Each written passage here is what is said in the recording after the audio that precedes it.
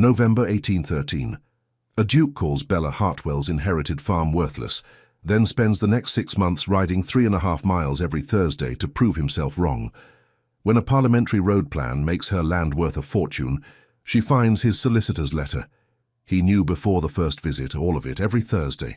The candles at Sir Edmund Price's table had been lit an hour before they were needed, which told Arabella Hartwell everything she required to know about the evening ahead. It was November. The roads were bad, and Sir Edmund had invited 14 people to dinner, which meant that someone, probably several someones, would be seated beside a stranger and expected to perform. Bella had arrived early, which she always did when she could not afford a carriage and had to borrow one.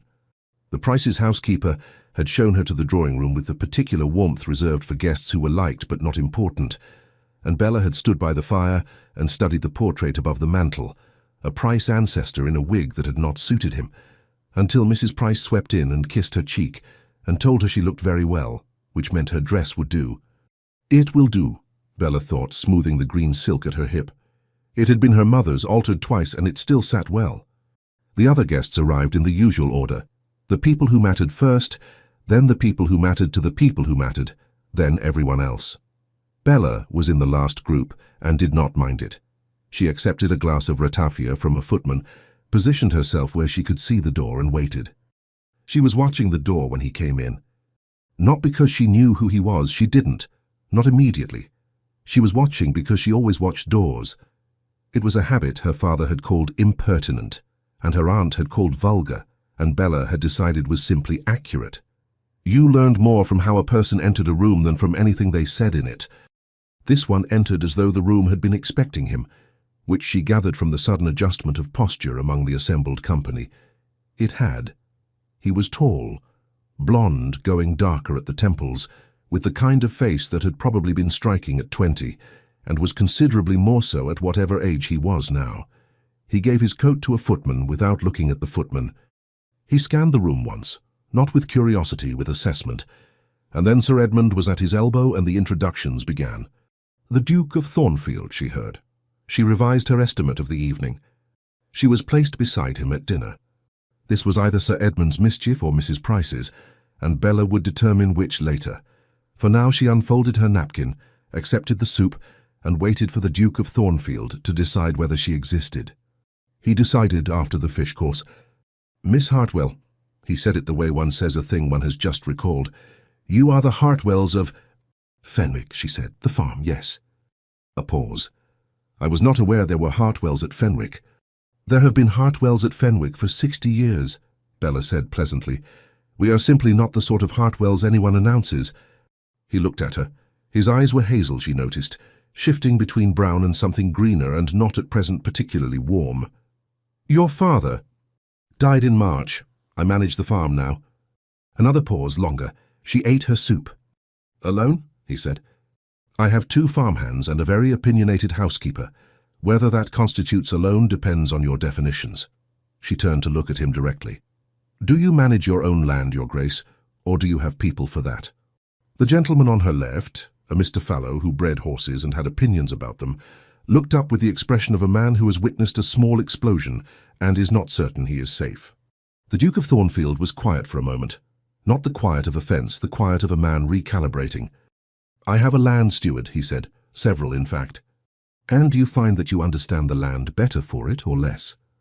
"Miss Hartwell," his voice was even, "are you asking whether I am competent?" "I am asking whether you are informed," she said. "They are different questions. You may be extremely competent and still have no idea what is actually happening in your North Fields." Mr. Fallow developed a pressing interest in his bread roll. The Duke looked at her for a long moment. She met it without difficulty. She had grown up looking men in the eye when they would have preferred she didn't, and had found that the discomfort was almost always theirs. "My North Fields," he said finally, "are in excellent order." "I'm glad to hear it," Bella said, and meant it. "Mine are not at present. The drainage wants work, but they will be." She turned back to her soup. After a moment she heard him pick up his own spoon. The conversation at the table moved on, the usual topics, the roads, the weather, a distant war, a closer marriage. Bella listened more than she spoke, which was her habit at dinners where she was the least important person present. She asked Mr. Fallow about his horses, which was all the invitation he required, and half attended to his answer, while she kept a peripheral awareness of the man on her right. He did not speak to her again directly until the table turned for dessert. "You said they will be," he said without preamble. "Your Northfields." She blinked. He had apparently been keeping a peripheral awareness of his own. "Yes."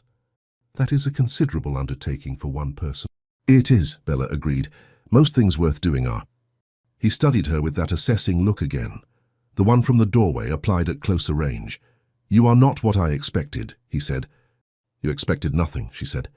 "You didn't know I existed until the fish course. That's not the same as expectation." A beat, and then something changed in his expression. Not warmth exactly, but the adjustment of a man who has been slightly surprised and is choosing not to show it fully.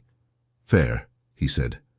It was the most unguarded thing he'd said all evening, and it came and went so quickly she might have missed it. The ladies withdrew. Bella sat beside Mrs. Price on the settee and listened to Miss Fallow, the horsebreeder's daughter, 17 and delightful, describe a novel she was reading. Bella asked questions. Miss Fallow glowed. Mrs. Price watched Bella with the fond, speculative expression of a woman who has arranged a seating plan and is satisfied with the results. "Well," Mrs. Price said when Miss Fallow had gone to the pianoforte, "you survived." "I'm not sure that's the word I'd choose," Bella said. "He's perfectly civil." "He is," Mrs. Price agreed. "He's been perfectly civil to everyone since Eleanor died. It's quite different from being agreeable." Bella considered this. "How long ago?" 4 years. The boy was 7. Mrs. Price smoothed her skirt. "He doesn't come to dinners generally. I was surprised he accepted." "Perhaps he needed to eat." Mrs. Price gave her a look. "Perhaps." When the gentleman rejoined them, Bella was at the instrument, having relieved Miss Fallow of a piece that required more fingers than Miss Fallow had currently trained. She played it through once, without error, and did not look up when the room filled again. She was aware with the precision of someone who had learned to track rooms that the Duke of Thornfield did not go to the card tables. He accepted a cup of tea from the tray, positioned himself near the window, and stood. She finished the piece. There was polite applause. She stood and yielded the instrument to Miss Fallow, who had recovered her courage. When she turned, he was closer than he had been. "You play well," he said. "It will do," Bella said. She said it about the piece, which she knew was not her finest. She hadn't practiced in a fortnight, and the third movement had a passage she had smoothed over rather than executed. She meant, "I am not finished improving it." He heard it as a deflection. She could see him deciding to let it pass. "You mentioned your farm," he said. "Fenwick, it's, 4 miles south of the Thornfield boundary?" 3.5, she said, "on the road past the mill." He nodded slowly. The hazel eyes moved to the window. There was nothing to see. It was full dark. And back to her. "The drainage work. Is that a new undertaking or ongoing?" "Does it matter to you?" she asked, not rudely, with the same genuine curiosity she brought to most questions. He paused. "I suppose not." "Then I'm wondering why you're asking." Another of those recalibrating silences. She was beginning to recognize them, the space between what he had prepared to say and what the conversation was actually requiring of him. "Conversation," he said. "You don't seem like a man who makes conversation," Bella said. "You seem like a man who gathers information. Those are quite different activities, and only one of them is rude to name." He looked at her for a long moment. Outside, the wind came up against the windows, and Miss Fallow struck a wrong note and recovered it. "You are very direct," he said. "Is it inconvenient?" "It is unusual." "That's not what I asked." Something passed across his face, too quick to catch fully, but not displeasure. He looked down at his tea. "No," he said. "It is not inconvenient." Bella nodded, satisfied. "Good. To answer the question, the drainage work has been ongoing for 2 years. My father began it and did not finish. I intend to." "What does it require?" "Channels on the north side, a redirected berm along the lower field, and one very good frost next February to show me where the water is actually going." She paused. "Also money, but that is true of most things." He made a sound that was almost not quite a laugh. "Yes," he said, "that is generally true." They stood for a moment in the room's contained quiet, other people's conversations moving around them like water around a stone. "Your housekeeper," he said, "the opinionated one." "Mrs. Dench, yes." "Does she have opinions on the drainage?" "She has opinions on everything," Bella said. Most of them correct. She thinks the lower berm needs to come 2 feet further east than I've put it. She is probably right. And you will move it. When she has told me so 4 more times, Bella smiled. She needs to feel she has convinced me. It costs nothing. He was quiet again. A different quality of quiet this time, less assessing, more attentive. I should say good night, Bella said. She had borrowed the Fenwick's trap and the lane was already going to be unpleasant. It was a very good evening. Miss Hartwell. He said it as she was half turned away. She looked back. The berm, he said. 2 feet east, you said? Mrs. Dench said. He held his teacup. The firelight caught the angles of his face and turned them briefly less severe. I would move it. She regarded him. Have you had occasion to redirect drainage berms, Your Grace? Twice, he said. Both times I was wrong about the distance. Both times my steward was right. Bella held his gaze for a moment. It will do, she said, meaning, that is actually useful and I will remember it, and went to find her coat. She did not look back. She did not need to. She had learned from the doorway that he watched rooms and she was still in his. The drive home was cold, and the lane was worse than she'd feared. Mrs. Dench had left a lamp burning in the hall, which Bella extinguished herself rather than wake anyone.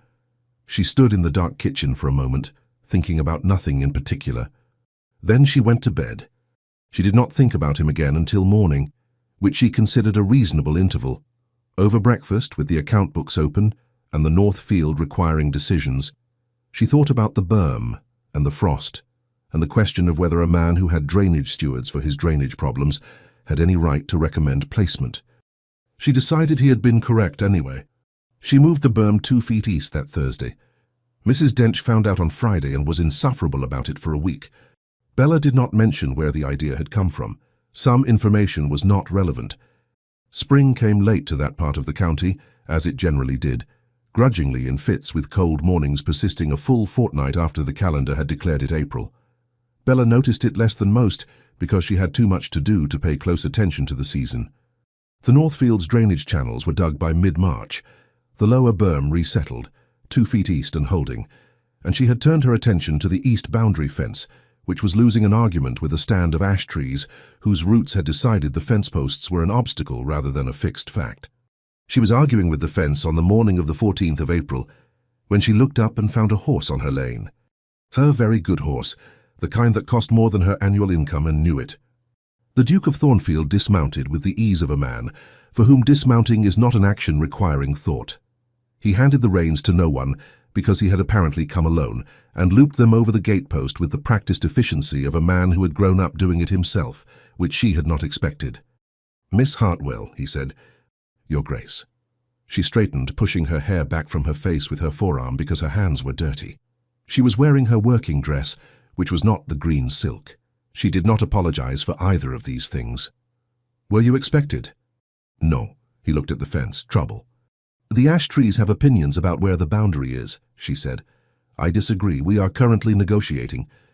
He considered the fence with the expression she was starting to recognize, not dismissive but measuring.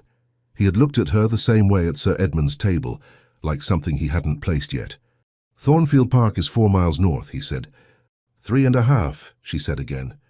I was in the area. On a Tuesday morning. It is not exclusively a Tuesday landscape, he said. And she heard the dry edge she had noted at dinner, the wit he apparently kept for occasions when he had no prepared material. No, she agreed. It looks much the same on Wednesdays. She pulled off her working gloves and tucked them into her pocket. Will you come in? He came in. Mrs. Dench produced tea with the expression of a woman who had decided to reserve judgment, which meant she had formed a judgment already, but was keeping it in a drawer. Bella did not look at her. They sat in the small parlour. Small was the word for it, honest was another. It had the proportions of a room that had been furnished once, well, and not touched since, because there was no money and no need. And she poured tea and looked at him and waited. He looked at the room, not critically taking stock. You've managed the farm since March, he said, alone. Since March last year, she said. My father was ill for some months before. I'm sorry. Thank you. She passed him his cup. Was there something particular that brought you this way, or was it purely the landscape? His mouth moved, not quite a smile, but the shape of one suppressed. I had some business near the mill, he said. A tenant dispute. It was concluded by 9 o'clock, which left the morning free. "And you thought of Fenwick?" "I thought of the berm," he said, whether it had held. She studied him. He returned the look without difficulty, which was unusual. Most men either looked away from her direct attention or held it with the self-consciousness of someone doing a thing they'd decided to do. He simply looked back, as though attention was neutral. "It held," she said. "Mrs. Dench was very pleased with herself." "As she should be." He looked at his tea. "You moved it." "She told me to for a week." "But you moved it when you decided to," he said. "Not when she told you." Bella paused. "Yes? You heard the advice and waited until you decided it was correct. Is that unusual?" "In my experience," he said, "most people either take advice immediately to appear agreeable or reject it entirely to appear decisive. Waiting until you've assessed it is a third option." "It seems like the obvious option." He drank his tea. "It is not in practice common." She watched him. There was something different about him in this room than there had been at Sir Edmund's table. Not easier, exactly. He was not an easy man, she suspected, but less performed. At dinner, he had had an audience. Here, he had only her, and he appeared to have made some internal adjustment for it. "Tell me about your North Fields," she said. "The ones in excellent order." He glanced up. "Why?" "Because you asked about mine," she said, "and I should like to know if you have any actual knowledge, or if you were testing whether I'd answer a duke's questions without asking any of your own." A pause. "Both," he said, "initially." "And now?" "Now I'm curious." She considered this. "The North Fields," she prompted. He told her. Briefly, without the decorative detailing she might have expected from a man accustomed to impressing people, just the facts of the land, the clay soil on the upper section, the drainage problem he'd had 5 years ago, the solution that had cost more than anticipated and worked better than expected. He used precise language. He did not talk down to her. She noted both things. "What resolved it?" she asked. "We dug the channels deeper than the survey recommended," he said. "My steward's suggestion. He'd seen the same soil type in Lincolnshire." "And you took the advice?" "After 2 weeks of deciding whether he was right." He looked at her steadily. "So no, not immediately." She smiled. She couldn't quite prevent it. He saw it, and something in his expression settled. "I have a field I've fenced off," she said. "The middle section, south-facing. The soil's different there, sandier. I'm not sure yet what to do with it." "Barley," he said without hesitation. She raised her eyebrows. "Sandy, south-facing, good drainage implied by your work on the north side. Barley. It will need lime first, but barley." She looked at him for a moment. "Do you know I was told dukes don't actually know anything about their own land?" "Who told you that?"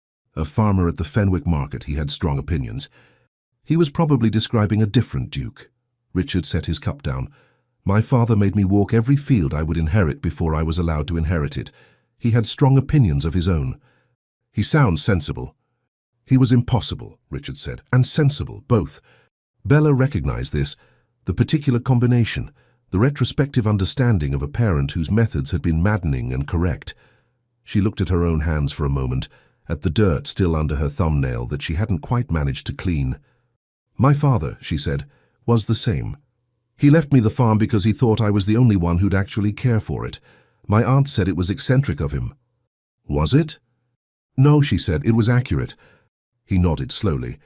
She had the impression he was filing things away, not in the calculating way she'd suspected at dinner, but in the way of a man who finds something genuinely worth remembering. He stayed another 20 minutes and then took his leave. Mrs. Dench, appearing from nowhere in the hall, took his hat from the peg with an expression of scrupulous neutrality. "Good morning, Your Grace," she said. "Mrs. Dench," he settled his hat. "I understand you recommended the berm placement." Mrs. Dench looked at Bella. Bella looked at the window. "I made a suggestion," Mrs. Dench said. "A correct one." He nodded to her, an actual nod, not a dismissal, and went out to his horse. Bella watched him from the hall doorway. He mounted, turned the horse, and was gone down the lane without looking back. "Well," said Mrs. Dench. "Don't," said Bella. "I haven't said a word." "You've said several in your expression." Mrs. Dench folded her hands. "The tea things need clearing." They did. Bella went and cleared them, and did not think about hazel eyes or the word barley or the particular quality of a man's attention when he has stopped performing and started actually looking. She thought about barley, though. She went and looked at the south field in the afternoon, walked the perimeter, crouched and took a handful of soil and felt the texture of it. Sandy, south-facing. She put the soil down and stood up and brushed her hands clean. Barley, she thought, and went in for her supper. He came back.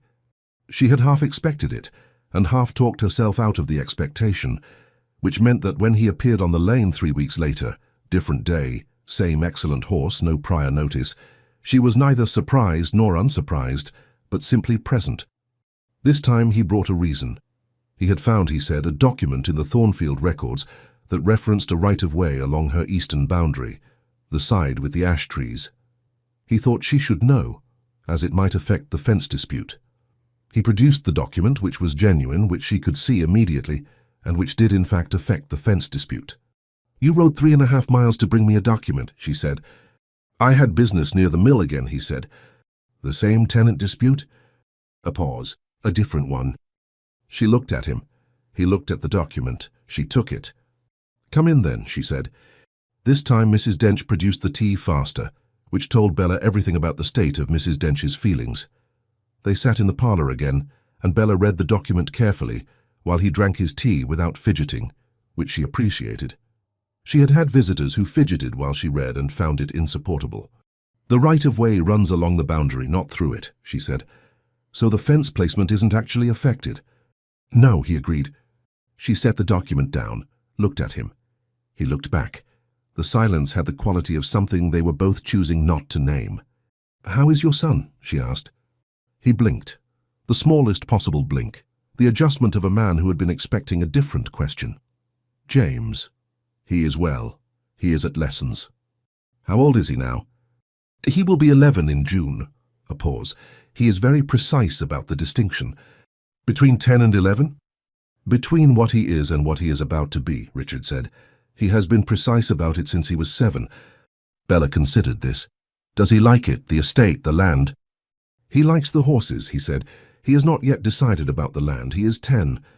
"You decided at 11. "I decided at 9, he said. "My father put me on a horse and rode me to the far boundary and asked me what I saw. I told him I saw fields. He told me to look again. I looked again. I saw people." He paused. "Tenants, farmers, workers."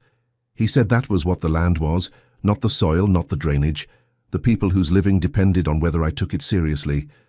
Bella was quiet. "And do you take it seriously?" "I hope so." He said it without performance. "I try to." She believed him. That was the thing about him that she hadn't quite accounted for, that she kept finding reasons to believe him, even when she was looking for reasons not to.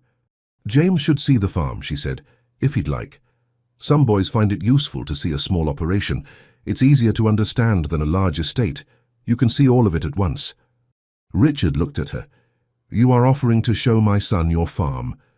"I am offering to show your son the drainage channels," she said, "which are genuinely interesting if you like to know where water goes, which some 10-year-olds do." "And some don't." "And some don't, but then he'd know that too, which is also useful information."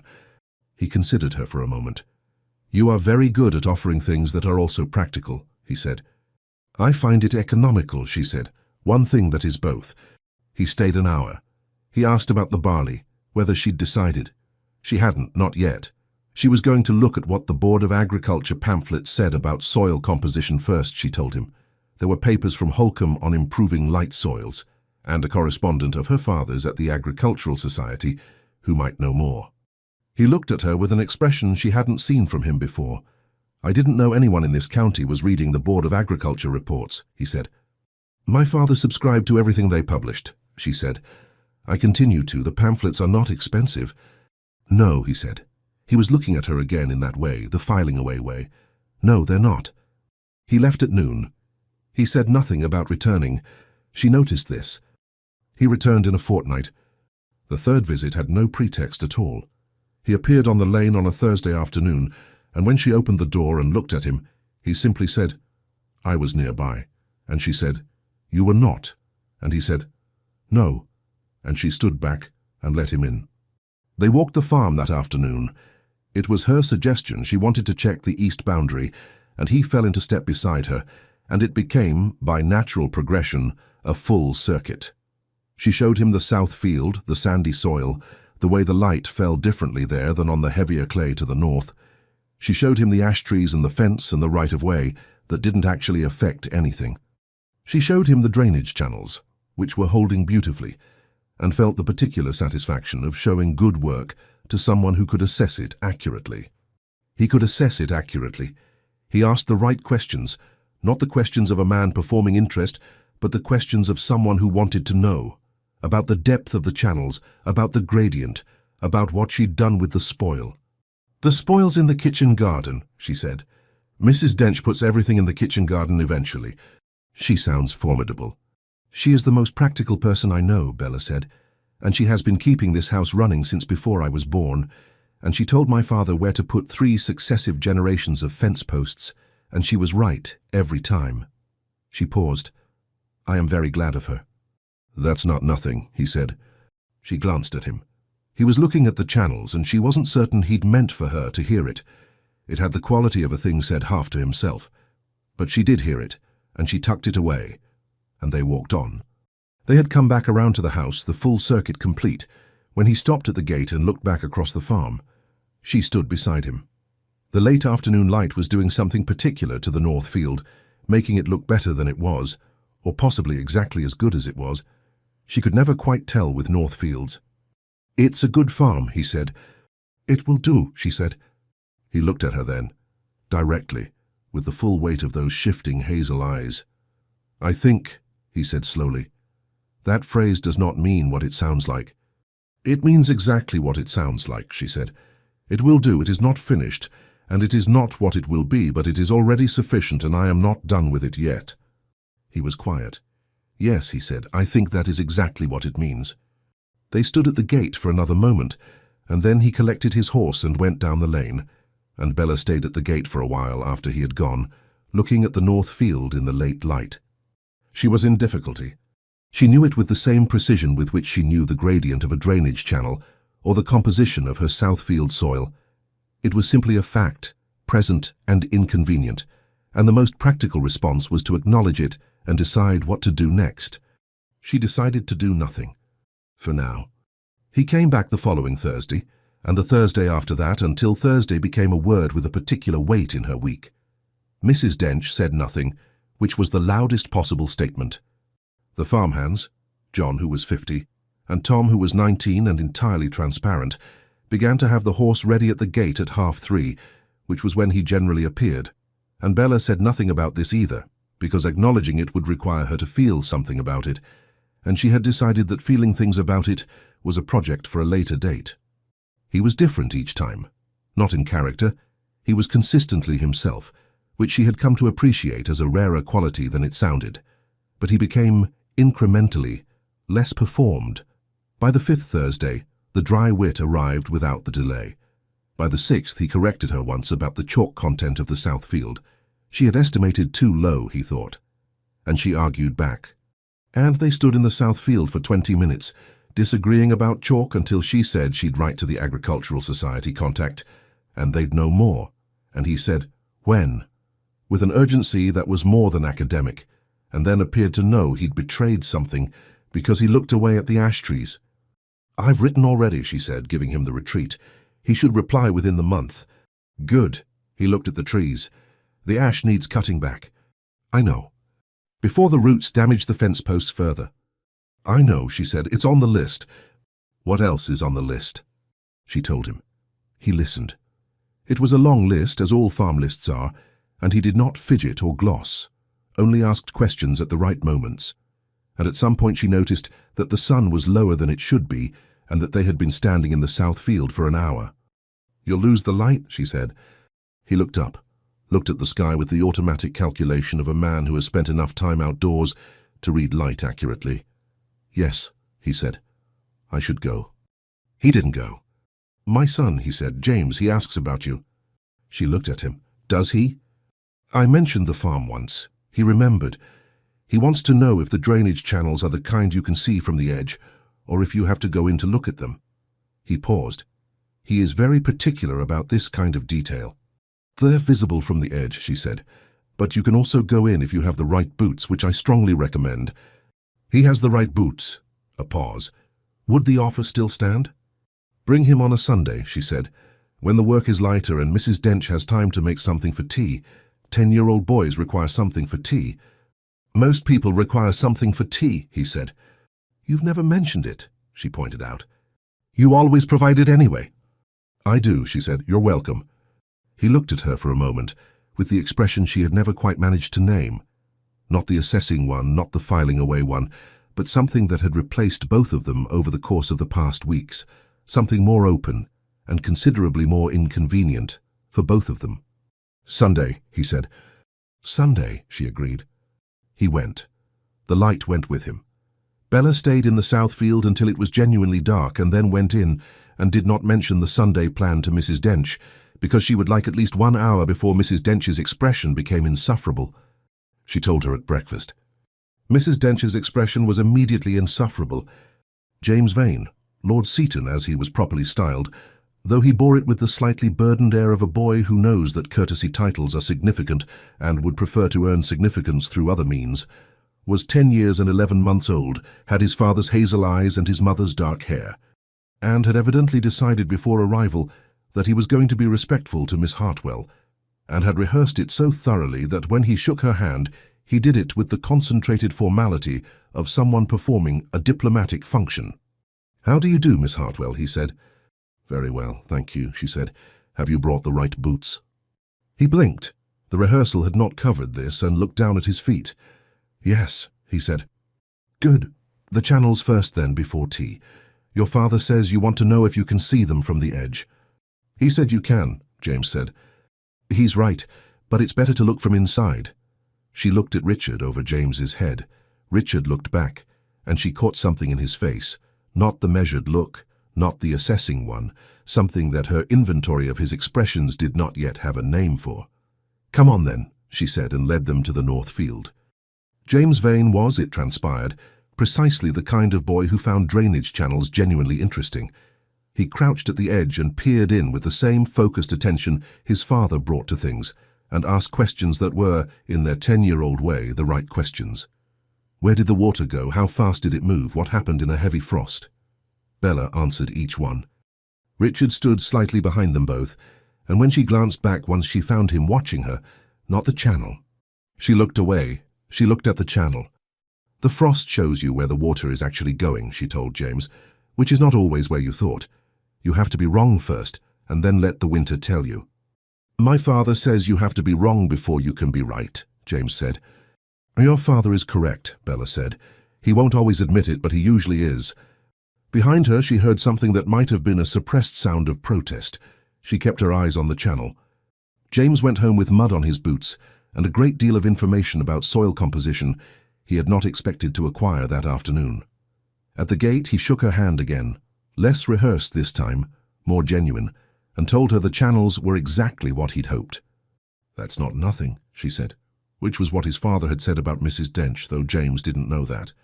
Richard did. She saw him register it. He stayed after James rode ahead. This had not been discussed. He simply didn't go, and she didn't suggest that he should, and they walked back to the parlour because the evening was cold and coming faster than the afternoon had promised. Mrs. Dench had left tea things and vanished, which was diplomatic. They sat.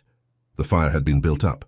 The parlour was the size it always was, which was small, and with Richard Vane in it the small was more noticeable, not because he took up excessive space, but because she was more aware than usual of where exactly the space was.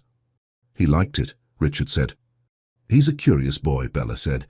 Curiosity is the only requirement for finding something interesting. He has the rest. You were good with him. He was easy to be good with. She poured the tea, passed him his cup. Their fingers did not touch in the exchange, which she was aware of with a precision that annoyed her. Does he see children his age, friends? His cousins, a boy at the neighbouring estate. Richard looked at his tea. He is somewhat solitary by nature since his mother died. He was 7. Yes. A pause. She watched the fire. My mother died when I was 9, she said, not in return for the confidence, not as a strategy, simply because it was relevant and she said things that were relevant. I became solitary too for a while. Then I became very interested in the chickens. He looked at her. The chickens! We had 12. I learned everything about them. Their individual characters, their preferences, their particular grievances with each other. It was, she said, extremely useful later in life when I needed to understand people who would not explain themselves. A beat. Then he laughed. Not the suppressed almost sound she'd heard before, an actual laugh, quiet, short, real. It changed his whole face. She had not heard him laugh before. She had not expected it to be this inconvenient. She looked at her tea. "Bella," he said, and then stopped. She looked up.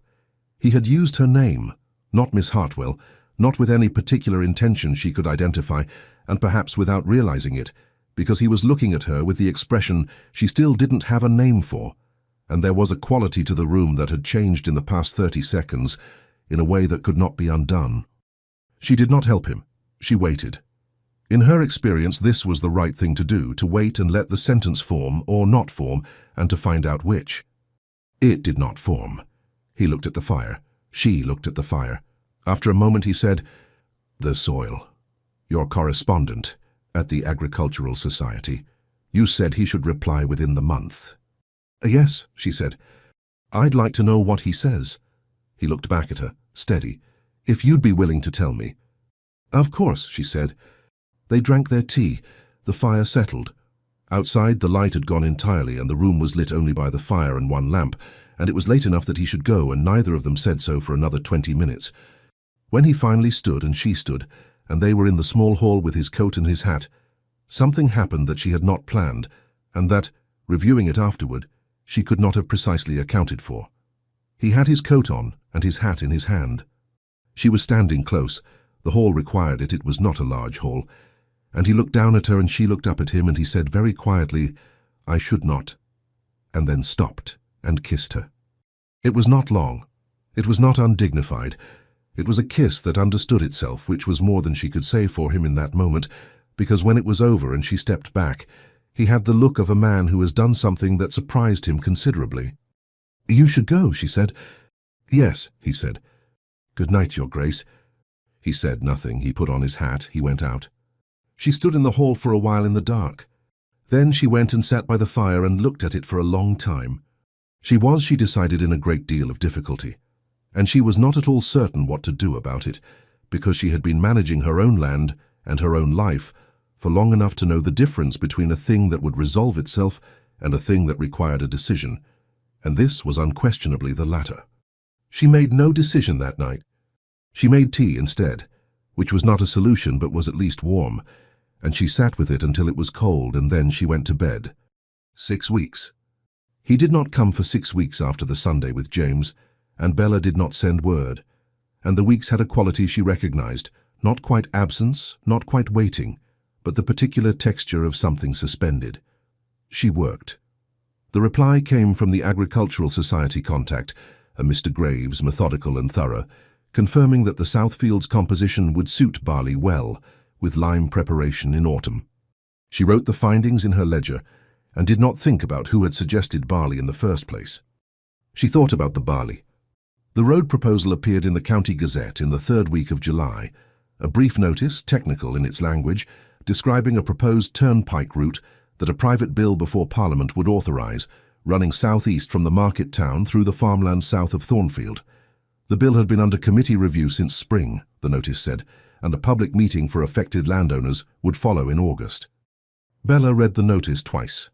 The route description was not yet specific as to individual fields.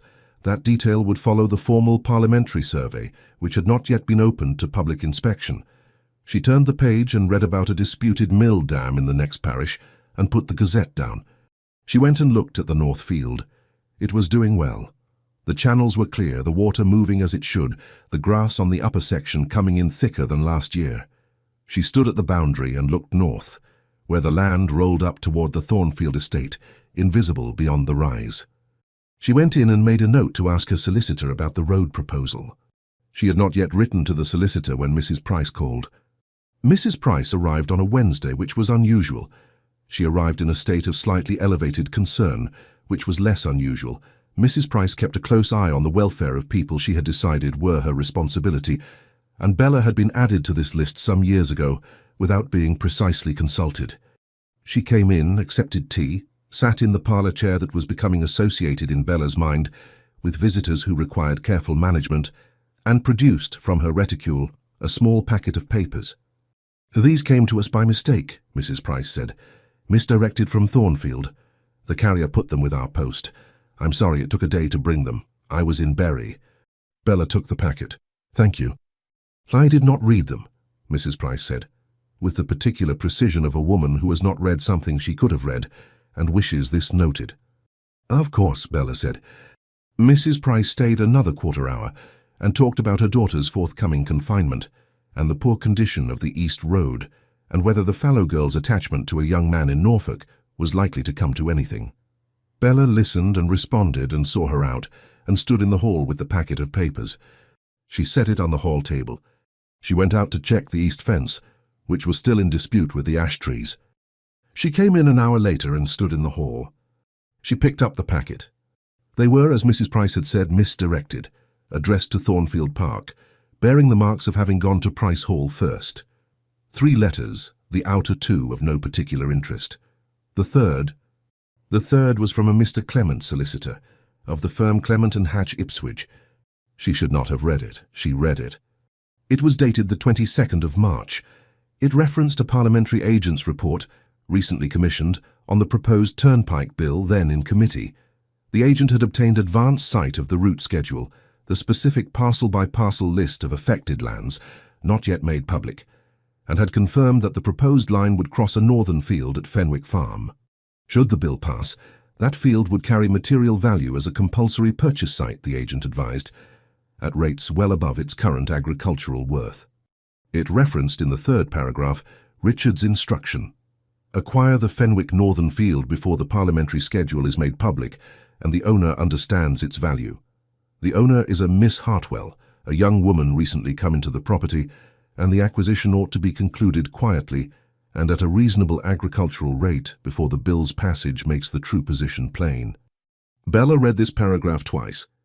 She set the letter down on the hall table. She stood in the hall for a moment. The house was quiet. Mrs. Dench was in the kitchen. Outside she could hear Tom moving around the yard. She put on her coat. She went out to the north field. She walked the length of the east channel, the full run of it, from the upper boundary to where it turned south near the gate. The water moved under her feet through the good dark soil, as it should, as she had designed it to move. The grass was thick on the banks. She crouched at the corner and looked at the junction where the east channel met the main drain. Acquire the Fenwick northern field before the parliamentary schedule is made public. She stood up. Before the owner understands its value. She walked back to the house. She took off her coat. She went into the parlour and sat down and looked at the fire and thought. She thought for a long time. She went through it methodically, the way she went through the accounts, not the feelings of it first, but the facts. He had known about the Turnpike Bill in March, before it was public knowledge.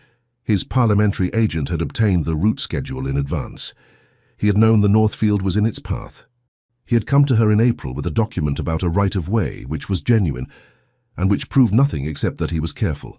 He had come back and back, and she got up. She went to the hall, she picked up the letter and read it again. Before the owner understands its value. She put it back down. She stood at the parlour window and looked at the north field. It was late afternoon. The light was doing the thing it did at this hour, making the grass look better than it was, or as good as it was. She could never decide. It will do, she thought. And the phrase had a different sound in her head now. Harder, colder, the sound of something that had been warm and had been left in the wrong weather. She went to her writing desk. She got out her paper and her pen. She did not write to Richard. She wrote to her solicitor. She asked him about the Turnpike Bill, about the parliamentary process, about what rights an affected landowner held before a compulsory purchase was made formal, and what the proper rate ought to be. She asked him to respond quickly. She sealed the letter. She put the misdirected packet, all 3 letters including the 3rd, on the corner of her writing desk where she would see it. She went to help Mrs. Dench with supper. She ate supper. She said nothing. That night she sat in the dark parlour after Mrs. Dench had gone to bed. No candle, only the banked fire giving the room its light. And she allowed herself to think about the kiss. Not with sentiment, with accuracy. He had known about the bill in March. He had come to her in April, 6 weeks after his agent obtained the route schedule, always with a reason, each reason thinner than the last. He had walked her fields with her, asked her questions, listened to her answers, made her laugh, called her Bella, as though it were a thing he had always said, and then crossed the room and... The questions were these. Had he come to her intending deception throughout, or had the deception become complicated, and if it had become complicated, at what point, and did that change what she was owed? She was not, she found, in doubt about what she was owed. She was owed honesty. She had not received it. This was a fact, like the chalk content of the south field, like the gradient of the drainage channel. It was not altered by whether his feelings had become real somewhere in the middle of the arrangement. She did not know if his feelings had become real. She suspected they had, because she was a good reader of people and she had been reading him for 3 months, and some of what she had read had seemed. She stopped. She was doing the thing she had decided not to do, which was to make allowances based on what she hoped was true, rather than what she knew. She knew what the letter said. She knew what the letter said, and she was going to sit with it until Richard Vane came to her, as he would, because there was a plan in motion, and plans came to their conclusion, and she was going to find out what he had to say for himself. And then she was going to decide. Outside, the north field was dark, and the channels were doing their work in the silence, and the land was exactly what it had always been, hers, and not finished, and already sufficient, and no one else's to negotiate away. No one's. He came on a Thursday. Of course he did. Thursday had become the word for him, and she had known since Wednesday evening that he would come, the way you know a frost is coming before the temperature has dropped, something in the quality of the air, the particular stillness that precedes a change in weather. She had the letter on the writing desk. She had moved it there from the hall table, then back to the hall table, then to the writing desk again.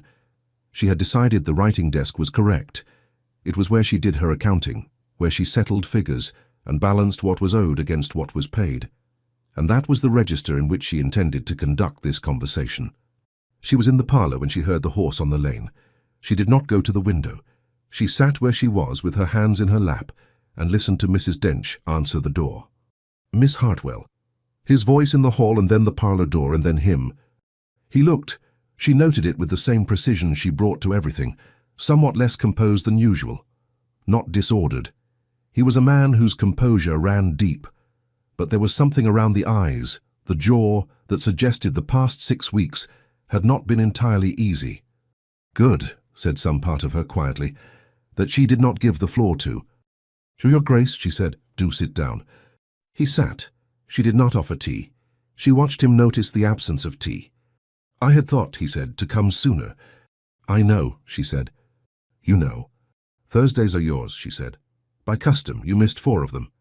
He looked at her steadily. I was uncertain of my welcome. And now?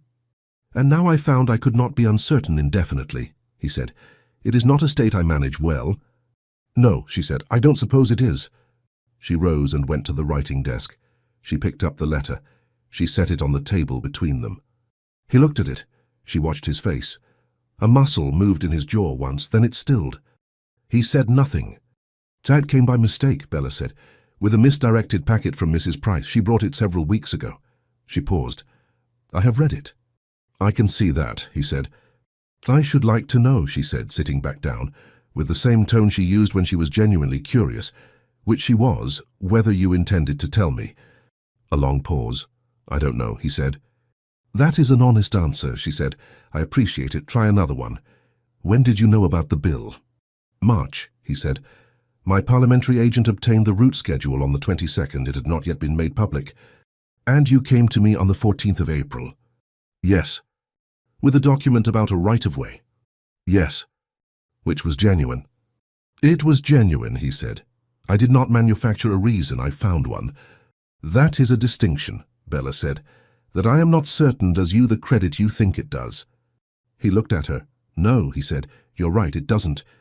She had expected him to argue, to manage, to use the considerable intelligence she had spent 3 months recognizing and respecting. He wasn't managing. He was sitting with his hands on his knees, looking at her, and not managing at all, and she was not sure what to do with that. The letter says, she said, keeping her voice even, that I am a young woman recently come into the property, and that the acquisition ought to be concluded quietly at an agricultural rate before the bill's passage makes the true position plain. She looked at him. "Did you read this letter before it was sent?" "I did not write those words," he said. "My solicitor characterized—" He stopped, started again. "I communicated the facts of your situation to my solicitor. He drew his own conclusions about the approach. I did not correct them." A pause, which is not the same as authorship, but is not far from it either. "No," Bella said, "it isn't." They were quiet. Outside, Tom crossed the yard. The sound of his boots on the gravel came and went. "Miss Hartwell," he said. "Bella." He said her name the same way he had said it in this room 6 weeks ago, not as a strategy, as a fact. "When did it become complicated for you?" She looked at him. "I beg your pardon?" "You asked me once," he said, "what it would cost me to tell you the truth. I'm asking you the same. When did you know?" She was quiet for a moment. "The drainage channels," she said. "The first time you came. You asked about them as though they mattered, and they do matter, and very few people understand that they do." She paused. "I was in difficulty from quite early on. That is not an excuse. It is simply the accounting." He nodded. Once his hands were still on his knees. "When did it become complicated for you?" she asked. He looked at the fire. "The south field," he said. "The second visit. When you talked about what you intended it to be." A pause.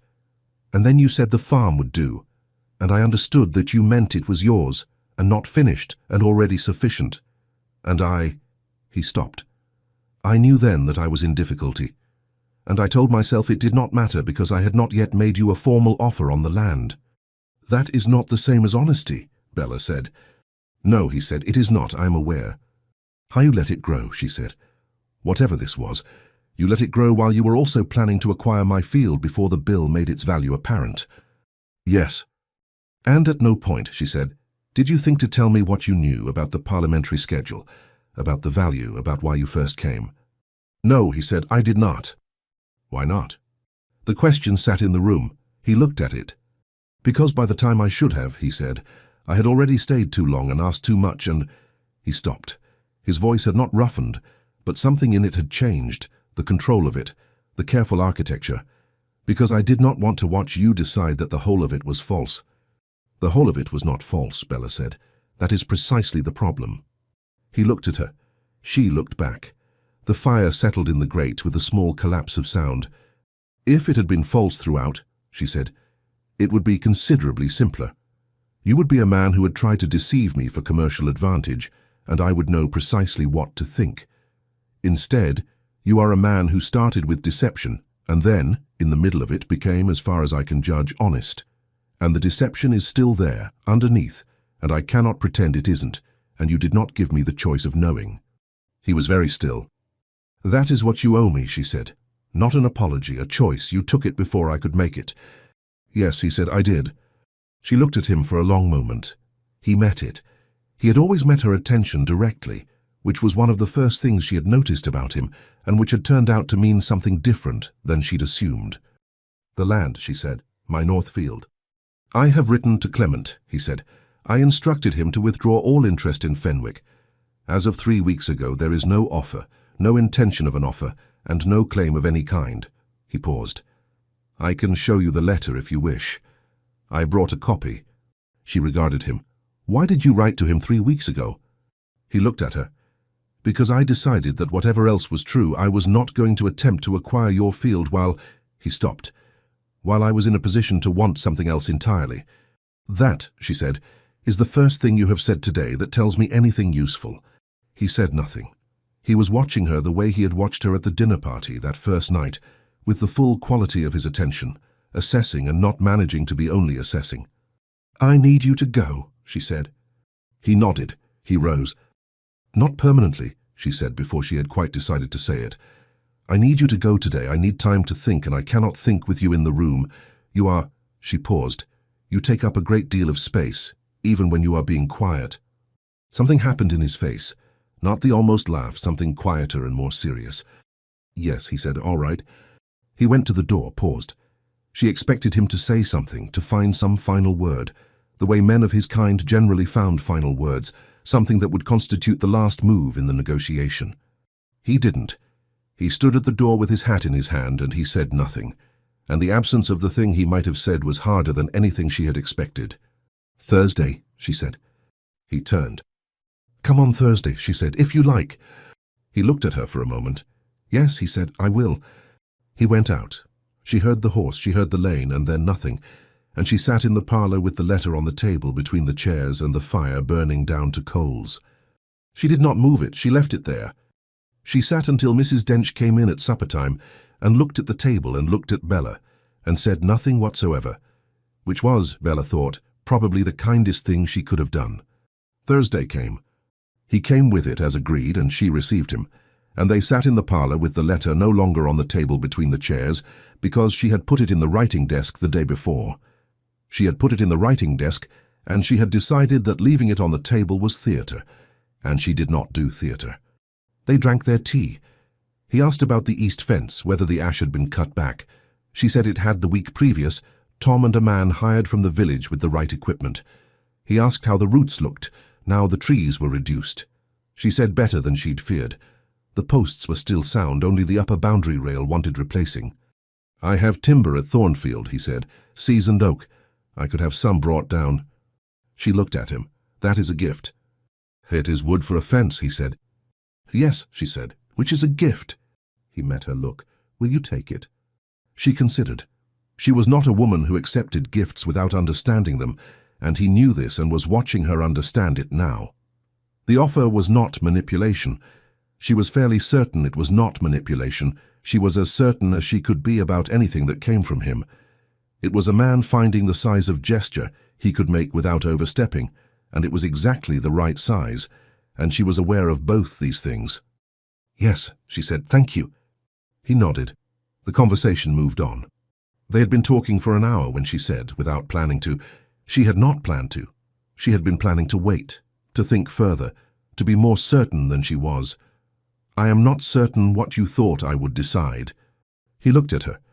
He had been looking at the window where the late light was coming through at an angle that made the room different from how it usually was.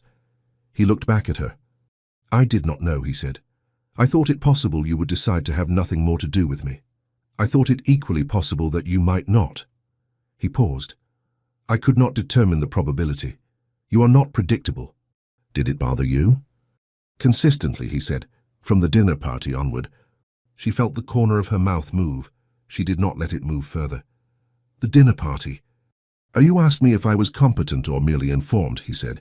"In front of 12 people. I have not forgotten it." "You never answered." "No," he said. "I was still deciding if I was annoyed." "Were you?" "For approximately 10 minutes," he said.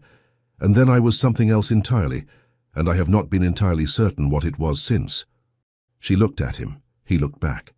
The light through the window had shifted to gold, the last of it before the day went. "I am still angry with you," she said. "Yes," he said, "I know.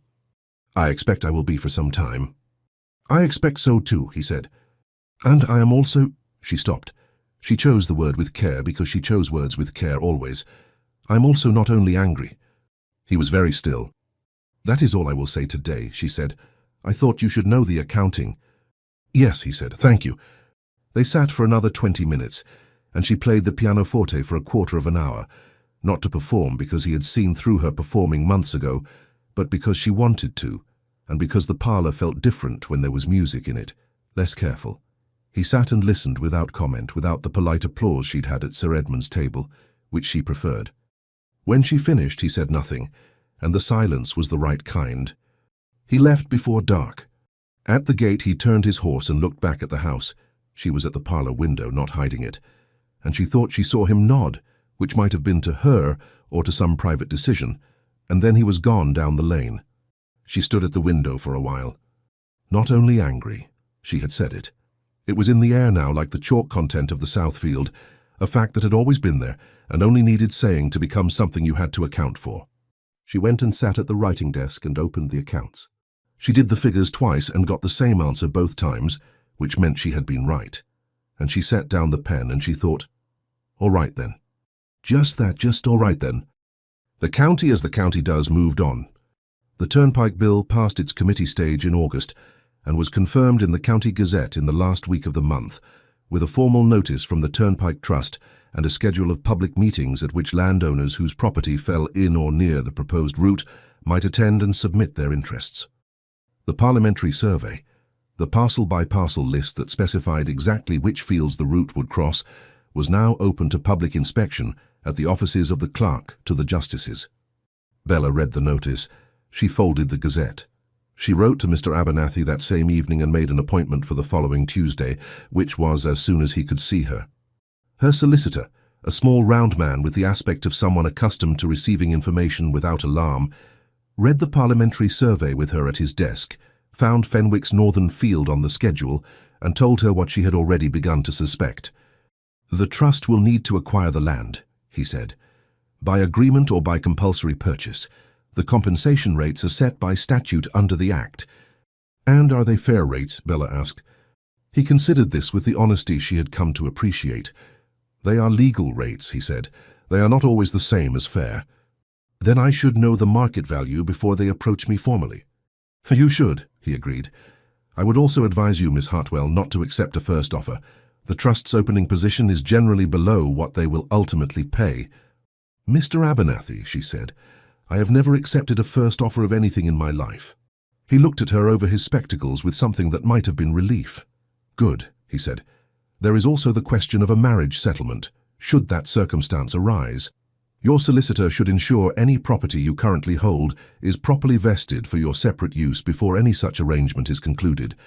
The trust compensation, if paid before that point, would be yours to settle as you see fit. If paid after, the disposition becomes considerably more complex." Bella looked at him steadily. "I'm aware of that, Mr. Abernathy." "I thought you might be," he said, and made a note. She did not sell the field, not yet. There were public meetings to attend, valuations to obtain, and she intended to know exactly what she held before she decided what to do with it. She attended the first public meeting in the market town in September, sat in the third row, asked 4 questions, and left with better information than she'd arrived with. The Duke of Thornfield was not at the meeting. She noticed his absence with the precision she brought to most things, noted it, and did not know what to do with it. She did not see him for 3 weeks after the confrontation Thursday. He came on the 4th Thursday, and they had tea and talked about the ash trees and the fence rail and the question of whether the kitchen garden wanted expansion before winter, and it was almost exactly like the Thursdays before everything, except that it was not, and they both knew it, and neither of them pretended otherwise. He did not press. She did not decide. The weeks had the quality of something that was neither moving nor still, held carefully by 2 people who had agreed without saying so that they were not yet finished with the accounting. Sir Edmund Price hosted a card evening in mid-September. The invitation came to Bella by the 2nd post on a Monday, and she was going to decline it. She had the valuation appointment and the fence rail to supervise. And then she thought, "I will not be the one to absent myself from my own county." She went. The Price's drawing room held 12 people arranged around 2 card tables, with a fire and several lamps, and the general warmth of a gathering that was smaller than dinner, and therefore more honest. Bella arrived at 8, was kissed by Mrs. Price, and assessed the room in the way she always did. He was there, seated at the far table playing whist with Sir Edmund and 2 neighbouring landowners. He looked up when she came in, and she met it, and she looked away first, which she noted with some irritation. She was placed at the other table, partnered with Mrs. Fallow, and the cards were dealt, and she played. She was a good card player. She had learned young from her father, who played with the same unsentimental attention he brought to everything, not as entertainment, but as practice in reading people. She watched her opponent's hands and faces and played accordingly, and she did not think about the other table. She thought about the other table. At the interval when the tea tray came round and the tables dissolved for 20 minutes, she was standing near the fire with a cup when he appeared beside her. Not suddenly, he crossed the room with the unhurried movement of a man who has decided to do something and is not performing the decision. "Miss Hartwell," he said. "Your Grace." She turned to face him. "You were winning," she added, because she had been watching after all. "Was I?" he said. "Third hand in the second rubber. You held the ace of trumps and sat on it until your partner could make the lead," she said. "It was the right call. You won the trick when you needed it." A pause. "You were watching." "I watch rooms," she said. "You know this." "I know this," he agreed. They stood by the fire. Around them, the room reassembled itself into small conversations, and the two of them were one, which Mrs. Price registered from across the room with an expression of comprehensive satisfaction that Bella chose not to acknowledge. "James," he said, "he has asked about you." She looked at him. "Has he?" "He wants to know if the barley has gone in yet." A pause. "I told him you were still waiting on the valuation before you decided what to plant. He said that sounded correct." "He is a perceptive boy," she said. "He has decided," Richard said with the quality of a man reporting something that has slightly undone him, "that you are the most sensible person of his acquaintance." She looked at her tea. "That is a very high compliment from an 11-year-old who has assessed the available options and reached a conclusion." "He turned 11 in June," Richard said. "He was very precise about the occasion." "Of course he was." She smiled, the real one, not the polite one. He had learned the difference. The road plan, meanwhile, was in the Gazette, and on every landowner's lips in the county. Two of her neighbours had already approached the Trust's surveyor. She had not. "I attended the public meeting," she said. "I know," he said. "I heard. And you chose not to attend. I had a prior engagement." A pause. "And I thought your dealings with the Trust ought to be your own, without my presence complicating the room." She looked at him for a moment. "That was considerate of you." "It was also self-interested," he said. "I did not want to be the thing you were explaining when you should have been listening." She was quiet. She felt the familiar quality of something she had been trying to keep in its proper place, moving slightly from where she had put it. "The field," she said. "Have you truly withdrawn all interest?" "You may write to Clement directly if you wish," he said. "He will confirm it." "I believe you," she said. He blinked, the small adjustment she had first seen at the dinner party. "Do you?" "I believe you withdrew the interest," she said. "I am still deciding what that means." "That is fair," he said. "It is not about fair," she said. "It is about accurate." His mouth moved. Not quite the almost laugh, something quieter, something that was not withheld but was careful. The tables were reconvening. Mrs. Price was signalling from the far side of the room with the delicacy of a woman who is signalling and wishes it known she is not signalling. "James is welcome to come and see the barley," Bella said, "when I've decided about the barley." "And me?" he said. She looked at him. He held it, the look, the question, the particular quality of this specific moment, which had happened in rooms and by fences and in south fields, and had never quite become less charged for all its repetition. "And you," she said. She went back to her table. She picked up her cards. Across the room she heard Sir Edmund say something that made Richard laugh, the real laugh, quiet and short, and the sound of it was inconvenient, as it always was, and she played her hand and did not think about it. She won the rubber. In the last week of September, two of her neighbours came separately to the farm with offers for the North Field. The first was Mr. Hatch of Fenwick Green, a farmer of 50 years who wanted the land for grazing, and offered a sum that was reasonable as agricultural land and entirely ignorant of the turnpike schedule. The second was a Mr. Portsmouth, whose family owned the mill, who had been to the public meeting himself and was better informed. Bella declined both with the particular courtesy she used for declining things she had already decided about. "The field is not for sale," she told Mr. Portsmouth, who had come to the parlour with his hat and his arithmetic, and an opening offer that assumed she hadn't done hers. "Miss Hartwell," he said, "with the trust proceeding under parliamentary authority, you'll find holding out only extends the process. The compulsory rate is fixed." "The compulsory rate applies after formal acquisition proceedings are initiated," Bella said, "which they have not yet been. Until that point, the field belongs to me, and I am not selling it to you, Mr. Portsmouth." Mr. Portsmouth left. Mrs. Dench, who had been hovering in the hall, came in. "Well done," she said, which was her highest register of praise.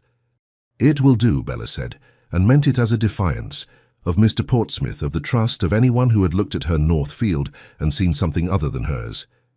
Mrs. Price called on the Thursday that Richard did not, and she mentioned, with the careful casualness of someone who had thought about the delivery, that she had seen the Duke at the market, and he had asked after Miss Hartwell in a way that seemed to her, if she were to characterize it, not entirely composed. Said Bella. "He did not ask about the field," Mrs. Price said. "He asked whether she was managing the trust business well and whether her solicitor was equal to it." A pause. "I told him Mr. Abernathy was excellent. He said he was glad." She smoothed her skirt. He also said, and I thought this was rather... Another pause, the pause of a woman selecting her word. Careful. He said that if Miss Hartwell found herself wanting access to someone with experience of parliamentary agents and trust negotiations, he had people who were at her disposal, with no expectation attached. Bella was quiet for a moment. He said that. He did. Mrs. Price collected her gloves. He looked, she added, with the finality of a woman delivering the last of what she has prepared. Not very well. In himself. He is managing. But he is not easy. She rose. I only mention it because you are my friend, and I do not enjoy watching either of you be careful when it is costing you both something. We are being sensible, Bella said. You are being sensible, Mrs. Price agreed. He is being disciplined.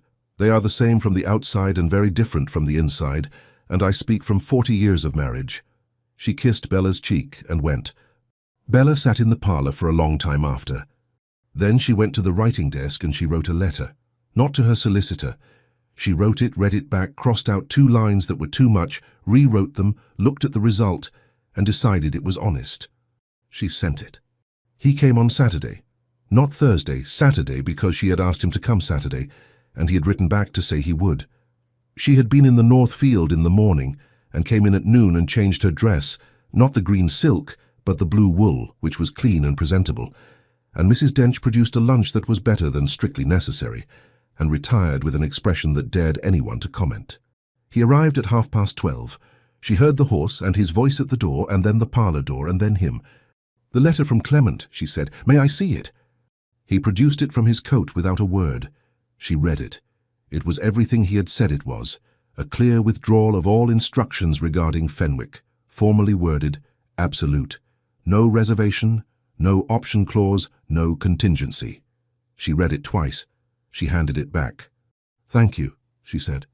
He nodded. Sit down, she said. Mrs. Dench has made lunch. He sat, they ate.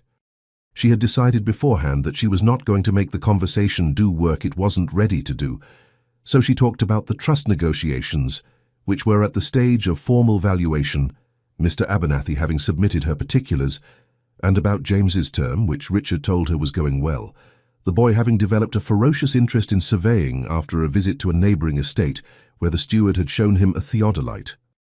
She had an opinion about theodolites which surprised him. He had not used one in 8 years, and found her opinion interesting. They cleared the lunch things. She poured tea. She looked at him across the small table. I want to tell you something, she said. He set his cup down. He looked at her with the full attention, the real one, the one she had first seen at the dinner party, and had watched develop into something that had no performance in it at all. When I found the letter, she said, the first thing I felt was not anger. She paused. I was confused about that for some time. I thought the anger should come first, because the situation clearly called for it. But it didn't. The first thing I felt was tired. Not by you. By the fact that the thing I had half suspected, that there was a reason you had come, had turned out to be true. That the version of events in which I was simply a woman worth talking to had turned out to be too good. He was very still. And then I was angry, she said. And the anger was entirely correct, and I stand by it. But I thought you should know the sequence, because you asked me once, or almost asked me, when it became complicated for me, and the honest answer is that it became complicated very early, and the letter made it worse but not different in kind. It was already what it was. She looked at him steadily. You cannot make someone feel something by deception. You can obtain their trust by deception, but what they feel is real regardless of what prompted it. Bella, he said. I am not saying this to excuse you, she said. I am saying it because it is accurate, and because I am tired of being careful about being accurate. I know, he said. I know you're not excusing me. He looked at her, and the expression she had never properly named was fully present now, nothing managed about it. May I say something? Please, she said. I came to Fenwick in April because of the land, he said. That is true. I had the agent's report, I had the route schedule, I had a reason. I came with that reason, and it was not honourable, and I have thought about it a great deal since. He paused. And then I came into your hall, and you looked at my horse and my document about a right-of-way, and asked me plainly whether you were expected, and I... He stopped. You what? She said. I thought, this is not going to go the way I planned. She looked at him. And how had you planned it? I had planned, he said, to make a reasonable offer in due course for a field you did not yet know was in the parliamentary schedule. I had planned to be civil and efficient, and to have the matter concluded before the trust formalized their acquisition proceedings. A pause. I had not planned to be asked whether I was in the area, in that tone at the door by a woman with mud on her hands, who did not appear to care at all that I was a duke. I cared, Bella said. It simply did not seem relevant to the question. No, he said. I understood that rather immediately. He looked at his hands, and I came back and kept coming back, and the plan became something I was keeping in a separate room. And then I stopped thinking about the room, because the room was not as interesting as what was happening in the rest of the house. And then... He stopped again. And then I kissed you, he said. And it was the most honest thing I had done since March, and I walked out to my horse, thinking that I had not handled any of it correctly, and was not certain it mattered. She was quiet for a moment. Richard, she said, and she used his name for the first time, and they both heard it. What do you want? He looked at her. You know what I want. I want you to say it, she said. I am not accepting a first offer of anything, not from the trust and not from you. Something happened in his face. The almost laugh, and under it something that was not almost anything, that was direct and clear and entirely present. I want you, he said. Not the field. I stopped wanting the field sometime in May when I was trying to decide whether to write to Clement, and I realized I was not trying to decide about Clement at all. I was trying to decide whether I had done enough damage to be beyond recovery. He paused. I decided I had not. I may have been wrong. You were not wrong, she said. He looked at her. You were wrong about a great deal, she said, but not about that. She set her teacup down. I am going to say something, and I want you to listen carefully. Yes, he said. I am keeping the field, she said. When the trust makes their formal offer, I will negotiate through Mr. Abernathy, and I will accept a fair rate, and the compensation will go into Fenwick. The farm continues as a separate holding. She held his gaze. Before any other arrangement is made, I will have a marriage settlement drawn up. The farm will be vested in trust for my separate use. That is not negotiable, and it is not a reflection of my confidence in you. It is simply what the farm is. I would not ask you to give it up, he said without hesitation. I know, she said. I'm telling you anyway, because telling you is not the same as assuming. He looked at her steadily. 2 solicitors, he said, whatever terms you require. Whatever terms I require, she agreed. Good. She paused. I am not a straightforward proposition.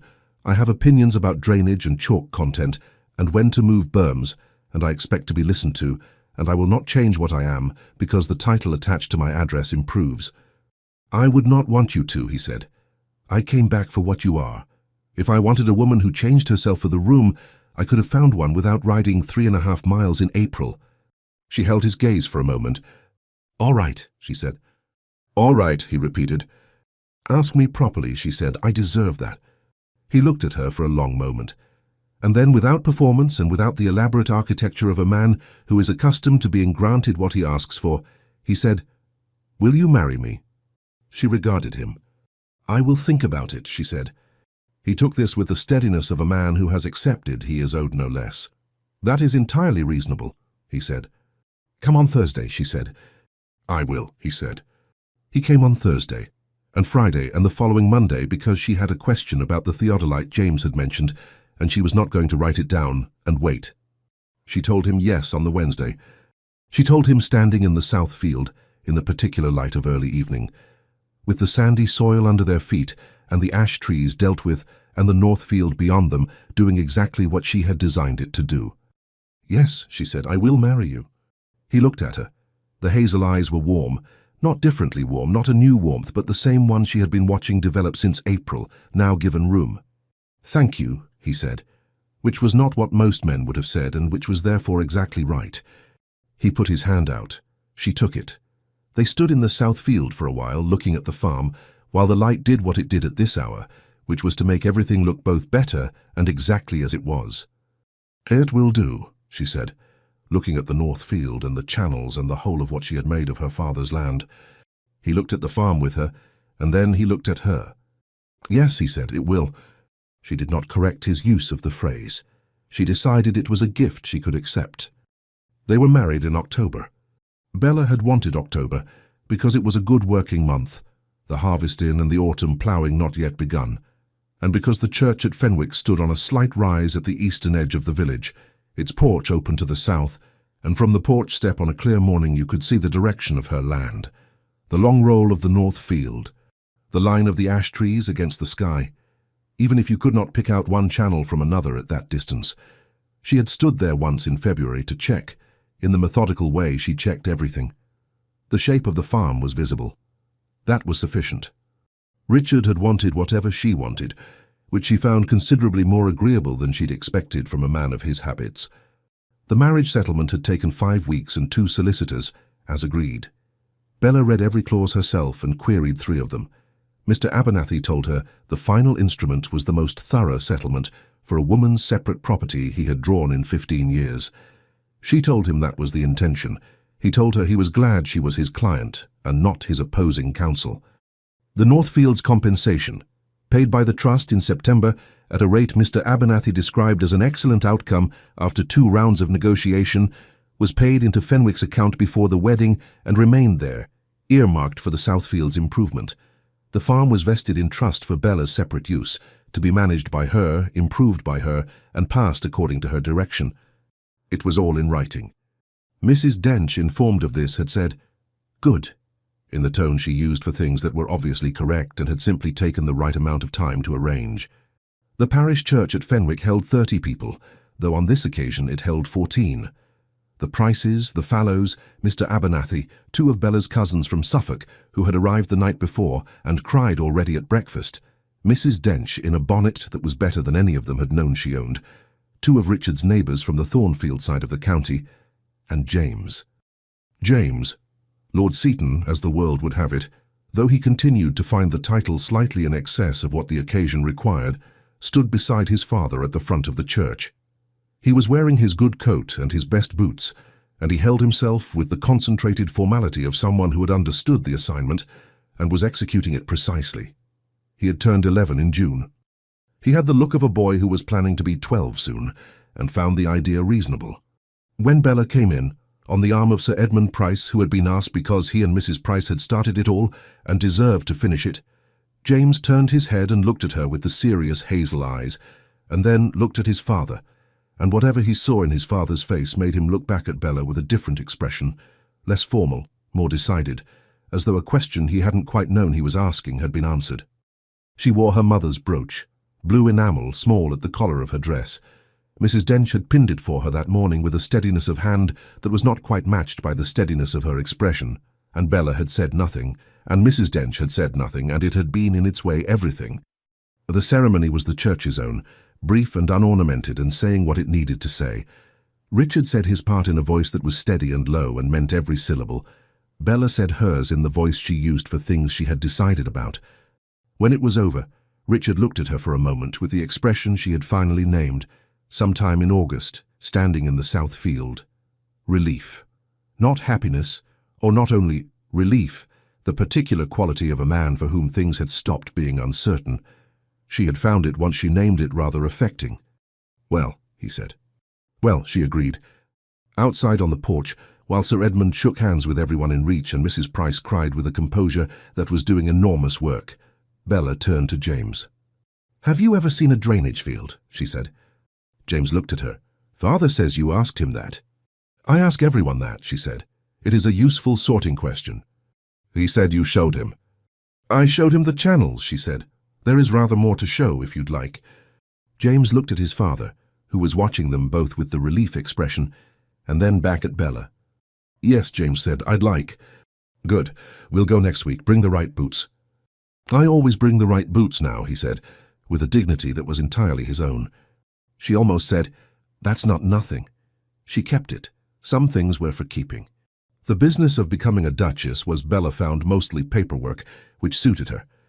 There were letters to write and households to reconcile, and the question of Mrs. Dench, who was not, Bella had made plain to the Thornfield housekeeper in a conversation of considerable courtesy and absolute clarity, going anywhere. Mrs. Dench was installed at Fenwick, which remained under Bella's management, and which she rode out to twice a week on a horse Richard had given her, that was not as good as his, but was better than anything she'd owned, which she considered a reasonable opening position that she might revisit. She walked the Thornfield Fields in October, the day after they returned from a fortnight in Bath.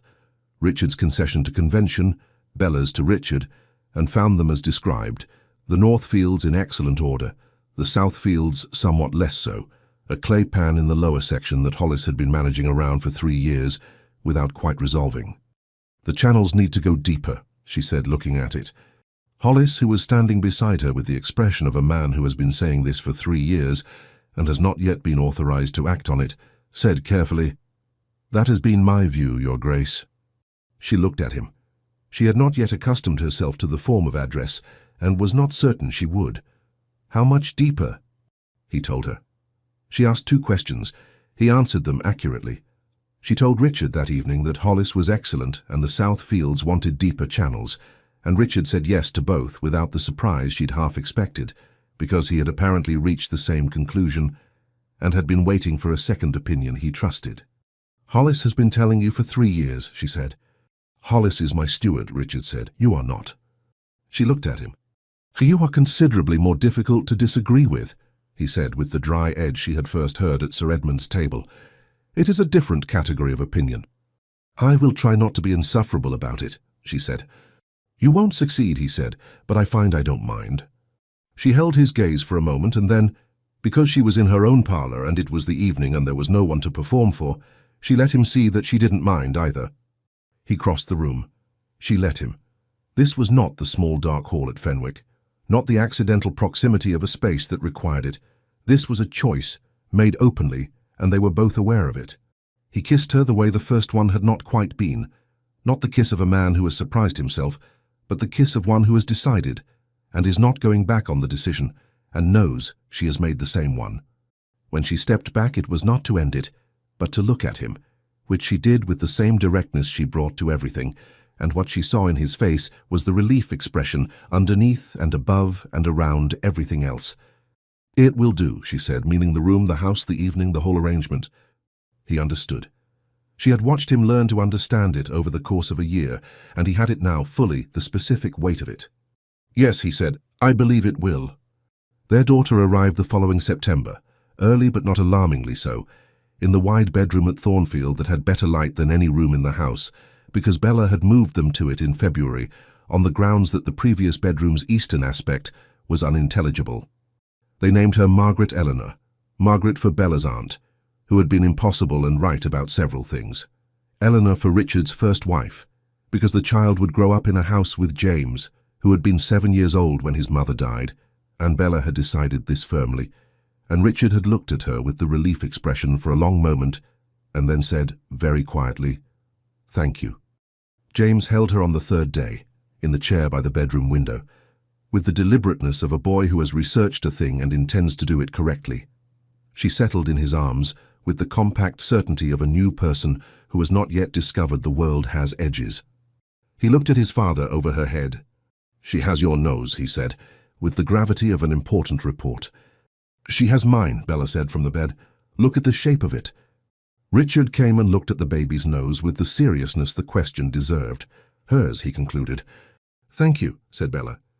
"She might grow into yours," James offered diplomatically. "She might," Bella agreed. "We'll see."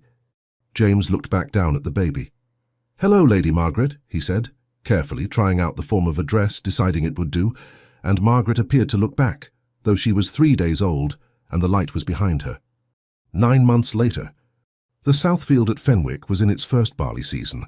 The lime had gone in the previous autumn, the seed in April, and it was coming through thick and even in the June rows, better than Bella had projected and close to what she'd hoped. Mr. Hollis, who had taken a professional interest in the experiment after the Thornfield-Southfield's channels were deepened over winter, had come twice to look and had said it was better than he'd expected, which Bella accepted as the compliment it was.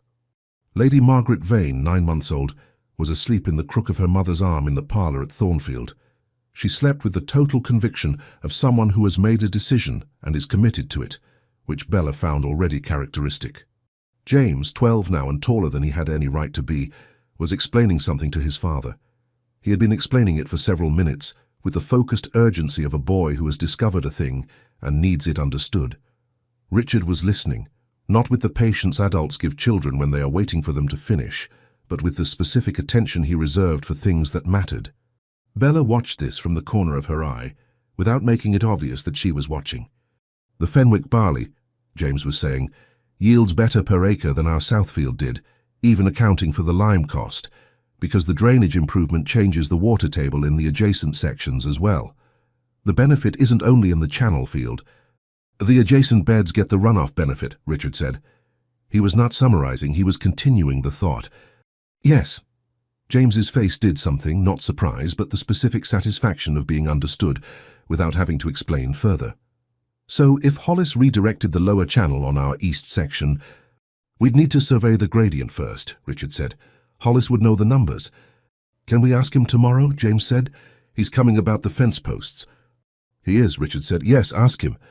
James subsided into the consideration of this, which apparently required standing still and staring at the middle distance for a moment, and in the resulting quiet, Richard looked across the room at Bella.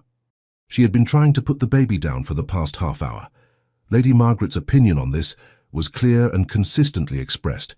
Richard's expression from across the room took in the baby and the situation and the particular quality of Bella's current equanimity, and something in his face went warm and quiet.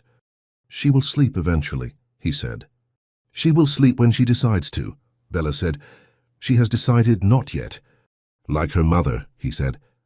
Her mother sleeps perfectly well, Bella said. When there is time. There is never time. There is always exactly as much time as there is, she said, which is not the same thing. He almost laughed. She watched it happen.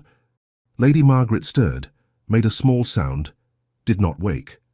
Bella looked down at her, the compact certainty of her, the nose that was Bella's, the hands that were Richard's, the absolute imperviousness to opinion that was, as far as Bella could determine, entirely her own invention, and felt the quality of the afternoon settle around her, the fire, the lamp. James talking about drainage with the concentrated passion of a boy who has found the thing he finds interesting. Her husband watching her with the expression she had named correctly in a south field 14 months ago. It will do, she said. Not to the baby or the room or anyone in particular. She said it the way she had always said it, about the farm, about the channels, about work that was not finished and was already sufficient and was hers and not done with yet. Richard set down his tea. Yes, he said, I believe it will. He had learned the phrase. She had watched him learn it, not the words which were easy, but the weight of it. The specific meaning that was not modesty and not deflection, but the particular pride of someone who looks at what they have made and says, this is mine and I am not finished and it is already enough. And he had learned it. It had taken him long enough. James looked up from his thinking. He glanced at his father, at his stepmother, at his sleeping half-sister. He appeared to assess the room with the hazel eyes and reach a conclusion. Shall I ask Mrs. Dench about supper? He said. She will tell you when supper is ready, Bella said, and asking will not accelerate the process and may slow it. Right, said James, who had learned this also. I'll wait. He sat down by the fire with the agricultural pamphlet he had borrowed from Bella's stack, the one on soil drainage in the eastern counties, and opened it to the page he'd marked and read. Bella looked at her daughter. Her daughter slept. Richard looked at Bella. The fire settled. The lamp held. Outside, the Thornfield fields went on in the June evening, the north fields that were in excellent order, the south fields that Hollis had surveyed in February and improved in March, the whole of it tended and known and not finished, every acre of it. 3.5 miles south, the Fenwick channels ran as they always had. The water moving through the good soil exactly as she had designed it to move. The barley stood in its rows in the long light. The land did not stop when nobody was watching. Neither did anything that mattered.